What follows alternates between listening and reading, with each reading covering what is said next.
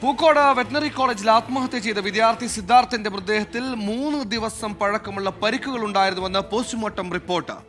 താടിയലിനും തലയ്ക്കും ക്ഷതമേറ്റ പാടുകളുണ്ട്. ഇരുമ്പ് വടികൊണ്ട് തലയ്ക്കടിയേറ്റതായ സൂചനയുമുണ്ട്. പോസ്റ്റ്മോർട്ടം റിപ്പോർട്ടിന്റെ പകർപ്പ് 24 ലഭിച്ചു.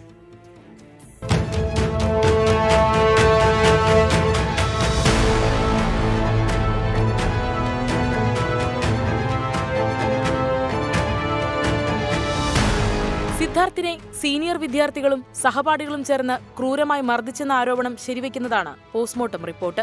മരണത്തിന് 2 മുതൽ 3 ദിവസം മുൻപ് മർദ്ദനമേറ്റതിന്റെ പാടുകൾ കണ്ടെത്തി. തലയ്ക്കും താടിയെല്ലിനും ക്ഷതമേറ്റു. പൈപ്പോ ഇരുമ്പുവടിയോ കൊണ്ട് മർദ്ദിച്ചതായാണ് നിരീക്ഷണം. കോളേജിലെ ആന്റി റാഗിംഗ് സ്ക്വാഡ് നടത്തിയ അന്വേഷണത്തിലും റാഗിംഗ് നടന്നതായി കണ്ടെത്തിയിരുന്നു. റാഗിംഗ് നിരോധന നിയമപ്രകാരം രജിസ്റ്റർ ചെയ്ത കേസിൽ പ്രതികൾക്കായി അന്വേഷണം ഊർജിതമാക്കിയിട്ടുണ്ട്.